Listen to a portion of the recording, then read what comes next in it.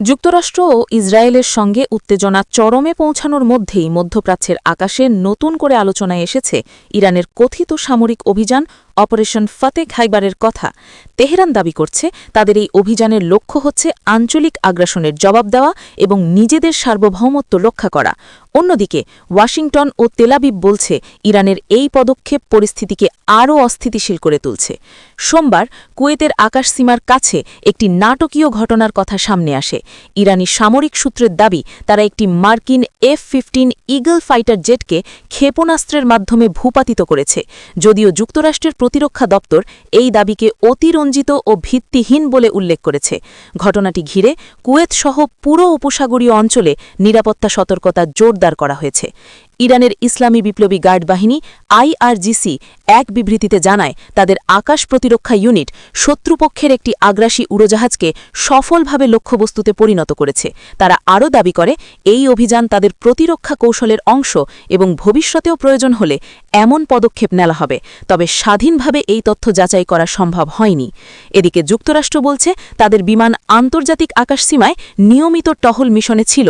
Washington সতর্ক করে দিয়েছে মার্কিন বাহিনীর উপর সরাসরি হামলা হলে তার উপযুক্ত ও শক্ত জবাব দেওয়া হবে। অপরদিকে ইসরায়েলও ইরানের কর্মকাণ্ডকে আঞ্চলিক স্থিতিশীলতার জন্য হুমকি হিসেবে দেখছে এবং তাদের প্রতিরক্ষা প্রস্তুতি বাড়িয়েছে। বিশ্লেষকরা বলছেন সাম্প্রতিক এই উত্তেজনার পেছনে গাজা যুদ্ধ, সিরিয়া ও লেবাননে প্রক্সি সংঘাত এবং উপসাগরীয় অঞ্চলে সামরিক উপস্থিতি বৃদ্ধির মতো বিষয়গুলো জড়িত।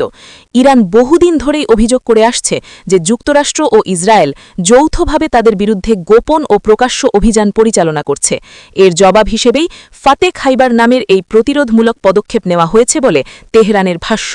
কুয়েত সরকার আনুষ্ঠানিকভাবে জানায় তারা পরিস্থিতি নিবিড়ভাবে পর্যবেক্ষণ করছে এবং নিজেদের আকাশসীমা সুরক্ষিত রাখতে সব ধরনের ব্যবস্থা নিয়েছে।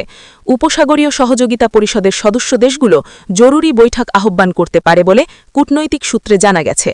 আন্তর্জাতিক মহল উদ্বেগ প্রকাশ করেছে যে এভাবে পাল্টাপাল্টি হামলা চলতে থাকলে তা বড় ধরনের সামরিক সংঘাতে রূপ নিতে পারে।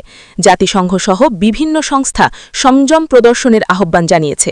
বিশেষজ্ঞদের মতে বর্তমান পরিস্থিতিতে একটি ছোট ভুল হিসাবও পুরো অঞ্চলকে অস্থিতিশীল করে তুলতে পারে।